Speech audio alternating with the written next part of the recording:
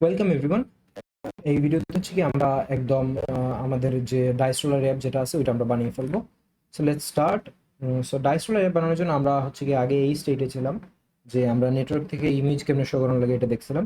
So আমরা তো network থেকে ইমেজ শো করাইতে চাই না, আমরা চাই হচ্ছে কি আমাদের এই যে ডাইসগুলো আছে অ্যাসেট ইমেজ এগুলো শো করাইতে।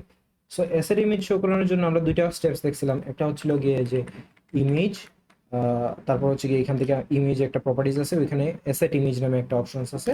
সো এই অ্যাসেট ইমেজ থেকে আমরা চাইলে এই ইমেজটা কপি করে আমরা চাইলে এই ইমেজটা দেখাই ফেলতে পারি। এখানে জাস্ট পাথটা এখানে যদি আমরা পেস্ট করে দিই তাইলে আমাদের okay, so let's copy the image and এখানে যদি আমরা পেস্ট করে দিই, তারপর যদি হট রিলোডে যদি ক্লিক করি অথবা কন্ট্রোল সেভে যদি ক্লিক করি তাহলে আমাদের ইমেজটা শো হয়ে যাবে, ঠিক আছে।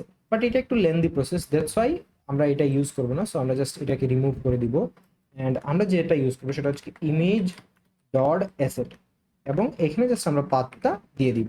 দেখেন এটা কিন্তু অনেকটা simple. So image dot asset দিলেও যে কাজটা করে ওই আগের অপশনটা ইউজ করলেও সেম কাজ করবো। সো আচ্ছা, এখানে ইমেজ ডট অ্যাসেট দেওয়ার পরে আমাদের একটা ইরর আসছে। সো ইররগুলো আমরা কেমনে দেখবো দেখাই।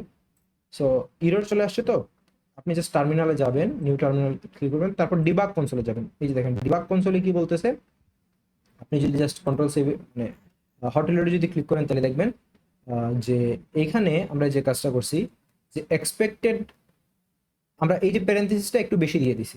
সো প্যারেন্থেসিস আমাদের একটা ডিলিট করা লাগবে। আমরা জাস্ট একটা প্যারেন্থেসিস ডিলিট করে দিই তাইলে আমাদের হয়ে গেল। এখন আমরা যদি আমাদের অ্যাপটাতে আবার যদি দেখি তাহলে হট রিলোড ক্লিক করছি। সো এই যে দেখেন আমাদের অ্যাপটা আবার বিল্ড হয়ে গেছে এবং সেম জিনিসটাই দেখাইতেছে। এখন এখানে যদি আমরা 2 পাস করি তাহলে দেখবো যে আমাদের 2 নাম্বার ডাইস যেটা আছে এটা দেখাইতেছে। নাও আমাদের ইমেজ শো করানো শেষ। এখন ইমেজটা কিন্তু সাইজে একটু বড়। সো এই যে ইমেজটা সাইজে একটু বড়, এই জিনিসটা আমাদের একটু হ্যান্ডেল করা লাগবে না, ইমেজটাকে একটু ছোট করা লাগবে না। সো ইমেজটাকে ছোট করার জন্য আমাদের এই ইমেজ ডট এসেটের মধ্যে কিছু প্রপার্টিজ আছে। সো আমরা জাস্ট কন্ট্রোল সেভে ক্লিক করব এবং আমরা দেখবো এখানে অনেকগুলো প্রপার্টিজ আছে যে আপনি চাইলে ইমেজগুলো কালার চেঞ্জ করতে পারেন, ঠিক আছে। ফিড একটা প্রপার্টিজ আছে, তারপর হাইট প্রপার্টিজ আছে। সো আমরা হাইট প্রপার্টিজটা ইউজ করবো। লেটস সে হাইট আমরা দিয়ে দিলাম 50 এবং উইডথ তো একটা প্রপার্টিজ আছে, এটাও দিয়ে দিলাম ধরেন হচ্ছে কি 50, ঠিক আছে। এখন যদি আমরা জাস্ট কন্ট্রোল সেভে যদি ক্লিক করি তাহলে দেখবো ইমেজটার সাইজ ছোট হয়ে গেছে। সো আমরা এই ইমেজটা ইউজ করতে চাই। নাও আমরা 200 দিয়ে দিলাম। একটু পরে বলতেছি কেন 200 দিলাম, কারণ আমার কালারটা পিক করা লাগবে। এখন ছোট ইমেজ থেকে কালার পিক করা একটু টাফ। সো আমি 200 দিয়ে দিলাম। এখন আমি কি করব, এই যে ব্যাকগ্রাউন্ড যেটা আছে এই ব্যাকগ্রাউন্ড কালারটা হোয়াইট হোয়াইট কেমন লাগতেছে না। So let's make the background colour like this one. এই যে দেখেন এখানে দুইটা কালার, একটা হচ্ছে কি বর্ডারের কালার, একটা হচ্ছে কি ফুল ডাইসের কালার। আমরা জাস্ট বর্ডারের কালারের সেম সেম এই ব্যাকগ্রাউন্ড কালারটা করে ফেলি। সো এটা হচ্ছে কি স্ক্যাফোল্ডের ব্যাকগ্রাউন্ড কালার, ঠিক আছে। সো স্ক্যাফোল্ডের ব্যাকগ্রাউন্ড কালারটা আমরা কেমনে চেঞ্জ করবো বলেন তো। এই যে স্ক্যাফোল্ডের মধ্যে একটা অপশন আছে ব্যাকগ্রাউন্ড কালার। সো এই স্ক্যাফোল্ডের ব্যাকগ্রাউন্ড কালারে আমরা আগের ভিডিওতে দেখছিলাম যে কালার দিয়ে আমরা জাস্ট আমাদের নিজস্ব কালারটা অ্যাড করতে পারবো। সো কালার নিজস্ব কেমনে অ্যাড করে, এই যে 0xFF দিয়ে আপনি যে কালারটা অ্যাড করতে চান ওই কালারটা আপনি অ্যাড করতে পারেন। আমি চাই কোন কালার অ্যাড করতে, আমি চাই হচ্ছে কি এই কালারটা অ্যাড করতে। সো এটার জন্য আমি তো জানি না এই কালারটার হেক্স কোডটা কি। দ্যাটস ওয়াই আমি এখানে একটা এক্সটেনশন রাখি ক্রোমে, সেটা হচ্ছে কালার জিলা এক্সটেনশন। সো আপনারা এটা ডাউনলোড দিতে পারেন, খুবই হেল্পফুল এক্সটেনশন। সো এই কালার জিলা অপশনে আপনারা যাবেন, pick colour out of browser, তারপর এই দুইটা কালার আছে। সো এই যে দেখেন কালারটা আছে, আমি জাস্ট বাইরের কালারটা চুজ করব, এই কালারটা আমি চুজ করব, এই কালারটা লাইট কালার যেটা। এই যে দেখেন লাইট কালারটা আমি জাস্ট ক্লিক করব, আমার কালারটা সিলেক্ট হয়ে গেল। এখন আমি জাস্ট কালারটাকে পেস্ট করে ফেলবো 0xFF, এরপরে আমি জাস্ট কালারটা পেস্ট করব এবং জাস্ট এই যে হ্যাশ যেটা ছিল এটাকে রিমুভ করে দেবো। এখন যদি জাস্ট আমি কন্ট্রোল সেভে যদি ক্লিক করি এটা দেখবো এই যে দেখেন পুরো ব্যাকগ্রাউন্ডটা আমার সেম কালার হয়ে গেছে। আমি জাস্ট একটা ম্যাচ রাখার ট্রাই করছি আর কি, সেম হয়ে গেছে। এখন আমি চাইলে হাইটটা স্মল করে দিতে পারি, কোনো সমস্যা নেই। দেখেন আমি হাইট স্মল করে দিছি এবং আচ্ছা 50 একটু বেশি ছোট লাগতেছে, let's make it 100 and width also 100। তাহলে এই যে দেখেন ডাইসটা একটু বড় হয়ে আসছে আর কি আমাদের সামনে। তাহলে ডাইসের সাইজিং করা শেষ, ব্যাকগ্রাউন্ড কালার এড করা শেষ। Now we can add an app bar, ঠিক আছে। তাহলে অ্যাপবার আমরা কেমনে পাবো, এই স্ক্যাফোল্ডের মধ্যে অ্যাপবার আছে। এই যে অ্যাপবার প্রপার্টিসটা আছে এবং এই অ্যাপবার অ্যাকসেপ্ট হচ্ছে কি এই অ্যাপবার অ্যাকসেপ্ট করে। তাইলে এই অ্যাপবারে আমাদের কি লাগবে, অ্যাপ বারে আছে হচ্ছে কি টাইটেল, এবং এই টাইটেলের মধ্যে আমরা পাস করবো হচ্ছে টেক্সট উইজেট। এই টাইটেলটা অ্যাকসেপ্ট করে হচ্ছে গিয়ে এই যে দেখেন একটা উইজেট অ্যাকসেপ্ট করে, এবং উইজেটটা টেক্সট টাইপের। সো আপনি চাইলে এখানে টেক্সট টাইপ না দিয়ে আপনি চাইলে আইকনও ইউজ করতে পারেন, কোনো সমস্যা নেই। সো আমরা টেক্সট ইউজ করতেছি, সো আমরা টেক্সটে দিয়ে দেবো হচ্ছে গিয়ে ওজি ডাইস রোলার। ওকে, ওজি ডাইস রোলার। এখন যদি কন্ট্রোল সেভে যদি ক্লিক করেন তাহলে দেখবো এই যে আমাদের অ্যাপ বারটাও কিন্তু চলে আসছে, বাট অ্যাপ বারের কালারটা হোয়াইট, কেমন লাগতেছে না? সো অ্যাপ বারের কালারটা আমরা এইটা করে দেবো। সো অ্যাপ বারের কালার এটা করার জন্য আমরা কি করবো, আমরা তো অলরেডি কালারটা জানি। সো কালারটা জাস্ট কপি করেন, এরপর আমরা যে কাজটা করব, জাস্ট অ্যাপ বারের মধ্যেও এই যে অ্যাপ বার, এই অ্যাপ বারের মধ্যে একটা প্রপার্টি কালার না। So just paste the colour,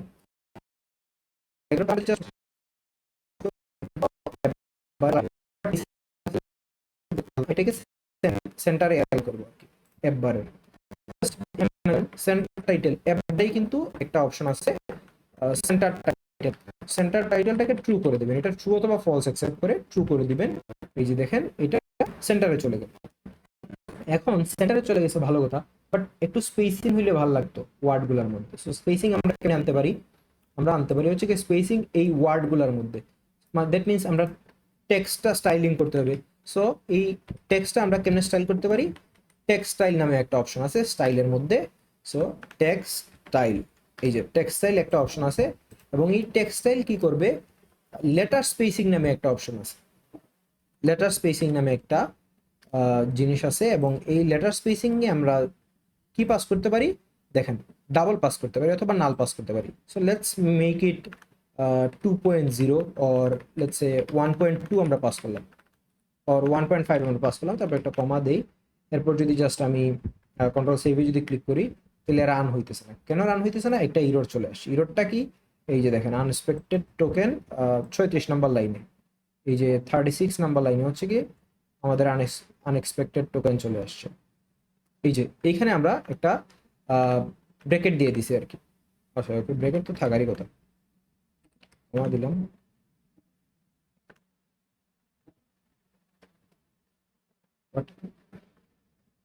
okay, so scaffold এখানে শেষ হয়ে গেছে আর কি। সো দ্যাটস দ্য ইস্যু, আমরা এইখানে একটা ব্রেকেট বেশি দিয়ে দিছি। Okay, so what you are doing man, center type. So main issue arised here.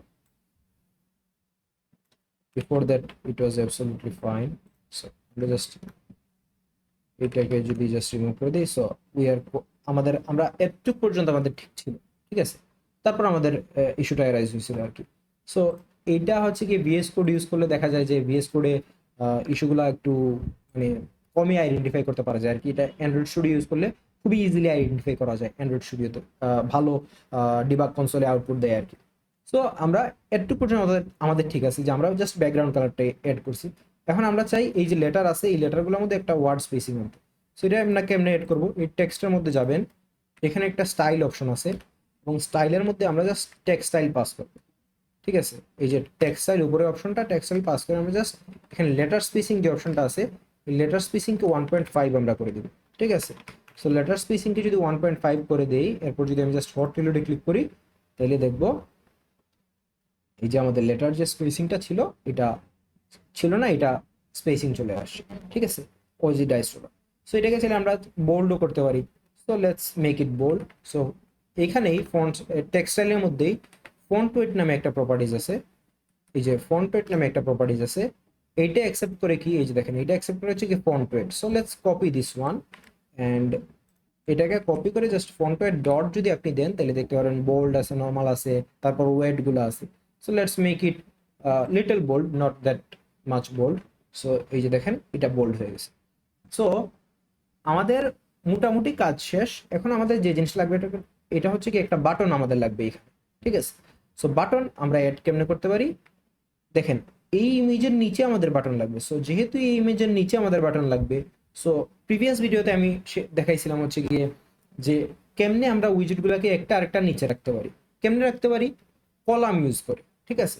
So column আমরা কেমনে ইউজ করতে পারি, দেখেন এইটা হচ্ছে কি আমার ইমেজ উইজেট, রাইট। এবং এই ইমেজ উইজেটের নিচে আমি একটা বাটন রাখতে চাচ্ছি, তাইলে আমার ইমেজ উইজেটটাকে আগে কলাম উইজেট দিয়ে র্যাপ করা লাগবে। এখন কেমনে আমি র্যাপ করব?